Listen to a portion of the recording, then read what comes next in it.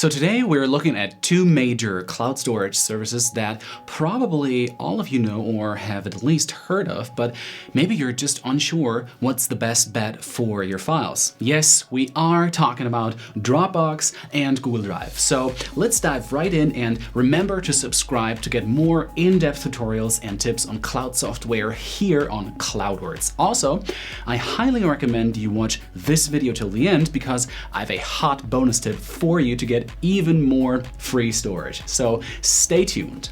Just a little warning up front before we get started. This is going to be a longer video. My other comparison videos take about 20 minutes.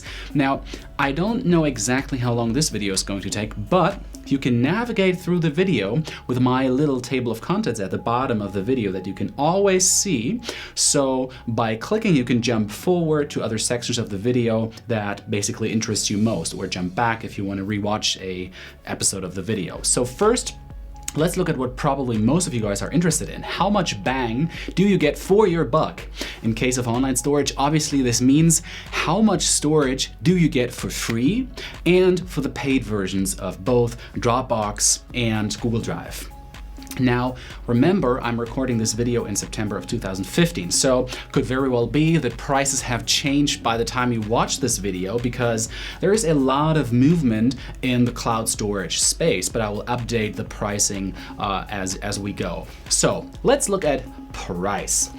Dropbox first. Dropbox free offering hasn't really changed much since launch. You'll get 2 GB for free, but here it comes. You can increase this space by referring people to Dropbox by 500 MB or 1 GB per referral, depending on whether you refer a free or a pro user. Also, you can take several actions after sign up to increase space even further, up to 18 GB if you're a free user and an extra 32 GB if you're a pro user. And no worries, we dive really into the nitty-gritty of what a pro user is and what it isn't.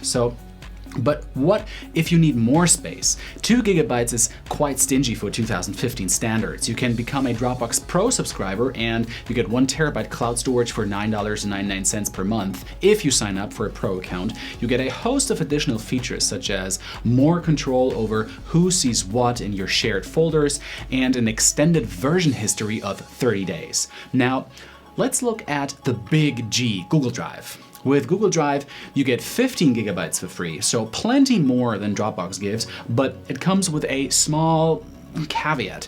Your email storage counts towards your free space. So if you've been using Gmail for years and store 10 GB of emails, you essentially only get 5 GB to play around with. But for you storage hugs, there are plenty of options to upgrade your plans with Google Drive, starting from only $1.99 per month for 100 GB. However, I'd recommend getting the 1 TB plan that only costs $9.99 per month, and there is no unlimited plan, but if you're ready to whip out $300 per month, you get 30 TB, which is probably more for the businesses or enterprise customers. So there is some confusion as to what counts towards your storage quota. There are basically 3 things. One is email, and I've already mentioned that, and beware that also your spam folders are counting.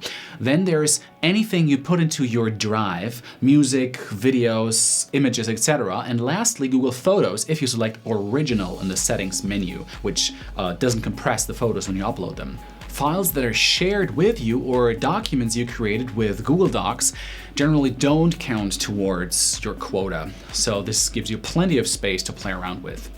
Next, we're going to have a look at the larger chapter of this video, which is the features. It's always really hard to talk about features because there are so many tiny bits and pieces that may be important for some people, but really not for others. So I try to limit this chapter to the basic and core functionality of both services. We're going to look at photo features, file sharing and syncing, and collaboration features of both services. So Dropbox is here to make our lives very simple. I like this service because there's very little fluff and features you don't need. So here's just a quick roundup of what it does. Dropbox installs a folder on your computer that is synced or uploaded to the cloud. Any file you place into that folder is available both via the web and other computers where you install the Dropbox software. Subfolders you create can be shared with other people, meaning they can add or edit files as well, which makes a good suite for collaboration. Google Drive operates in the same way. It installs a centralized folder on your computers, and you can put files into this folder that you want to share. Now, for both Dropbox and Google Drive, there are a couple of restrictions. You can only operate within that one folder. Of course, you can create an unlimited amount of subfolders, but you can't just go and make any folder on your computer a synced folder. There are other cloud storage solutions out there that do just that. For example, there is SugarSync or Yotta Cloud, but there's no native solution with either Dropbox or Google Drive. Now, a common questions you guys have is, what if I only want to have certain files in the cloud and not sync them across my devices? Is this possible? Well, you betcha. It is called Selective Sync, and both Dropbox and Google Drive support this feature. However, Google Drive with one major caveat. You can only select parent folders. You cannot selectively sync subfolders, which is a shame. Dropbox, on the other hand, does this pretty well. So setting up Selective Sync allows you to uncheck the folders you don't want to take up hard drive space, or if you're just like using the free 2 GB version of Dropbox, you don't want to clog your whole Dropbox with video files, for example. Now, just a word of warning here. I wouldn't recommend using any one cloud storage service as pure online storage, where the only copy of your file resides on the company's servers, meaning activating Selective Sync for the same folder on all devices, basically, which eliminates the local storage. I simply wouldn't risk that, because even Google and Dropbox can experience data loss, so make sure you'll always have a hard copy somewhere else. Sharing files and folders is actually a breeze with both services. Once you're inside your Dropbox or Google Drive folder, you can access the sharing options via the context menu. If you're handling a lot of large files, I've made personally better experience with Dropbox, since Google Drive somehow clogged up my bandwidth too much, and they're actually very generous file size limitations for Google Drive of up to 5 terabytes. Dropbox doesn't specify any restrictions, but of course you cannot store files larger than your allocated plan. Now, let's talk about photos. I know you guys love them. I do love photos, and that's why storing photos in the cloud is particularly important to me. Both Dropbox and Google realized the need of managing photos easily, especially when they're coming from a smartphone, and I want to organize them quickly, I want to share them, I want to back them up. I believe Google is way ahead of the curve to make it short for organizing photos, because it has some great search features. It's a search company after all. Their algorithm detects faces, shapes, objects, and much more. Before Google Photos came out, I've been using Dropbox's automatic image upload, and still use it to this day, but more for archival and backup than anything else. I think their carousel just doesn't come close to Google Photos, so make sure to check that out. But of course, there's more to online storage than photos. Aside from sharing files, Google has, for example, a couple of other advantages in that it combines online storage with collaboration, which you may know as Google Docs. Google Docs is a great tool because you can basically in real time edit documents or spreadsheets and actually see what other people are doing. I use this all the time with my virtual team to keep track of content publications or transcripts or other documents or other to-dos. While on Dropbox, you can collaboratively work on a spreadsheet or document, it is not nearly as seamless, and you need an installed application to handle those files, like Microsoft Excel or Numbers for the Mac. So If you're looking for serious document collaboration, have lots of documents online, I would go for Google Docs or Google Drive. On the other hand, if you're working with media files that generally require fewer edits but are larger in size, Dropbox may be your best bet. One of the great things about Google is that they're pretty darn good at search. So they perfected indexing a lot of your files, so you can find them very easily through the web interface or even when you're in Gmail. If you enable app search inside Gmail, you can index and search for all the contents of your Google Drive, and that's really nice. Dropbox has also a web search feature, but it's obviously not nearly as sophisticated as you can imagine as Google Drive. You can obviously search for your files on your desktop, but then you only rely on the search of your operating system basically, which for me it's fine. I'm on the Mac. It has a great search feature. But speaking of collaboration, there is a revision history, and this is probably the #1 underrated feature, ignored by many reviewers out there, but especially when multiple people are involved in a shared folder or project, it's vital to have a generous file version history to choose from. Now, if some file is maybe accidentally saved or deleted and you need a previous iteration of that particular document, you can just select the file of a previous point in time and go back and select the correct one. Dropbox gives users 30 days to travel back in time, but you can purchase an add-on which extends this period to 1 year.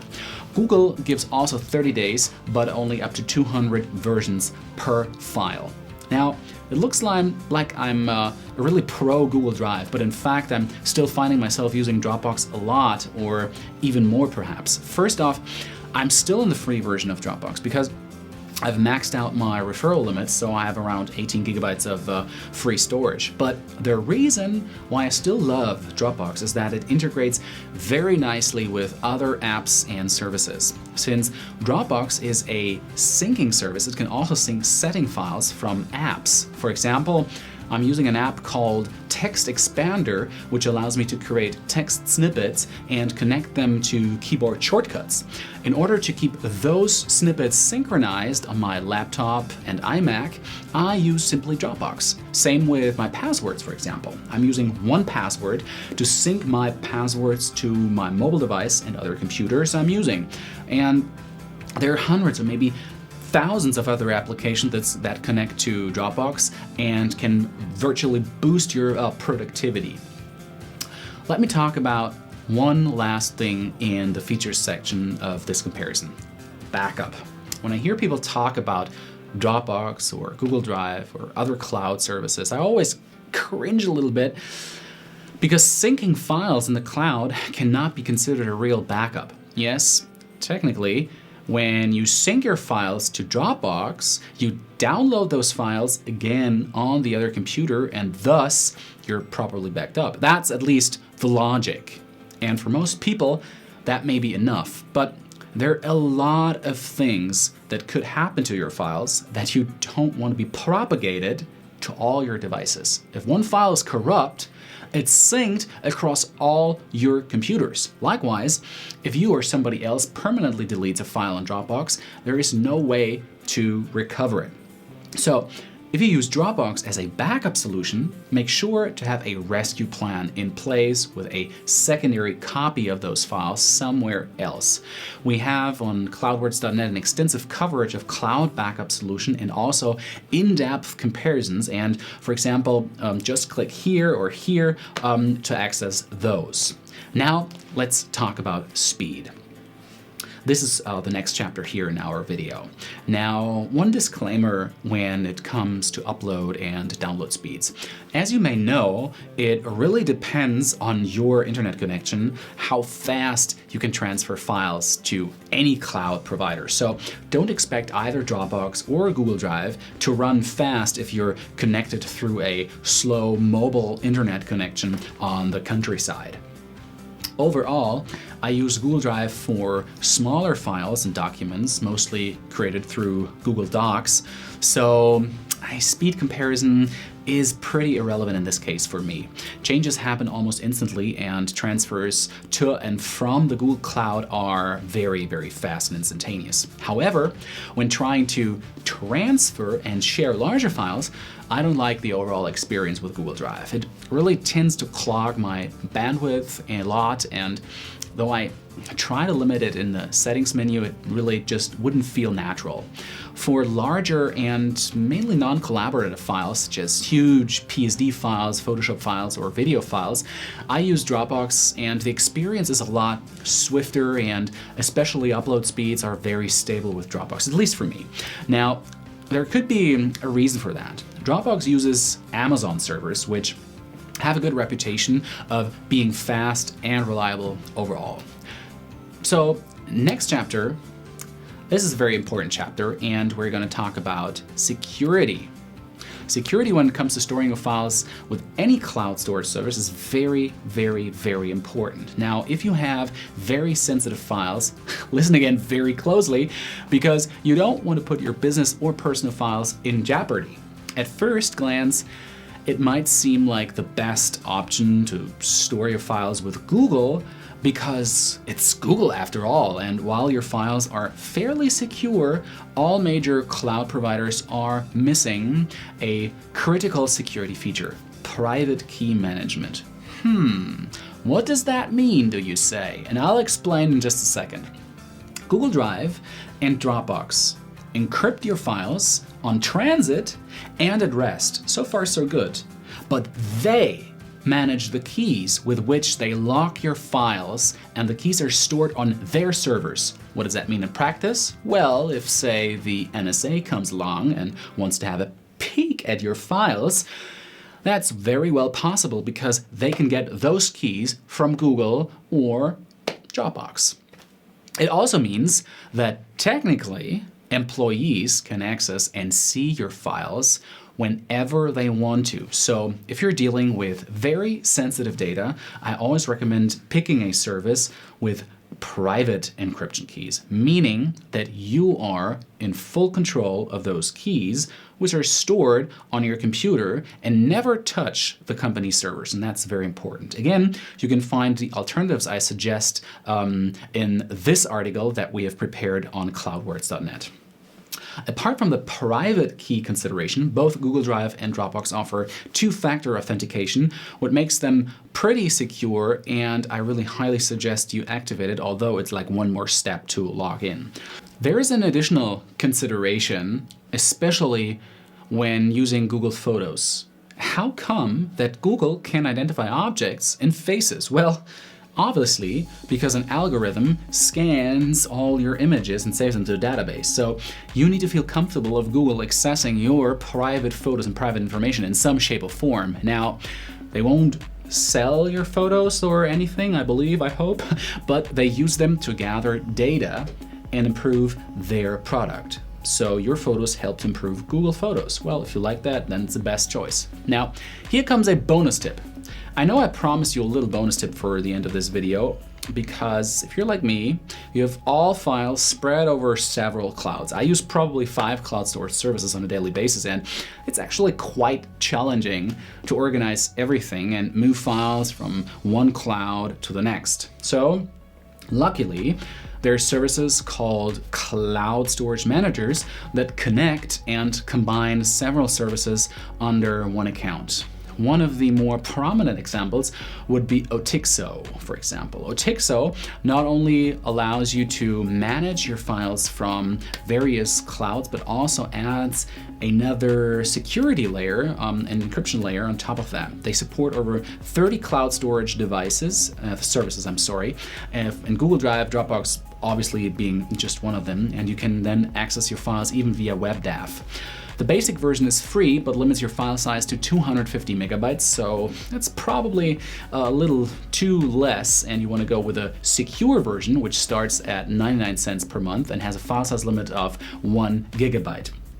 Okay, thanks for sticking with me in this comparison video. I really hope you liked it, and if you did, please give it your thumbs up, but most importantly, subscribe. Well, we're gonna see us in the next video, but before I turn off, I just wanted to summarize which solution I find best personally. So I use both Google Drive and Dropbox, but I believe if you just have smaller files and documents and really want that collaboration feature, you have to pick Google Drive because it's so much more convenient to organize all your documents in the cloud. If you, on the other hand, also deal with larger files, then you might want to choose Dropbox because it works so much better with the larger files that are non-collaborative files, basically. Now, you cannot really make any mistake with both services. Both are really great services. Now, it also depends a little bit on which service you give the best credit or the best credit for developing in the future. And obviously, Google will be there for a long period of time and will develop that product for longer periods of time. But on the other hand, we have seen that Google has eliminated many promising services from their product list. So you can never be sure whether they continue with the cloud storage service offering as it is. On the other hand, Dropbox's sole purpose is cloud storage, and they're a very strong contender. They have a very strong user base, so I don't see them go anywhere pretty soon. Now, this is basically the end of this comparison, and I really hope you enjoyed it again. So subscribe if you like it, and see us in the next video. Bye-bye.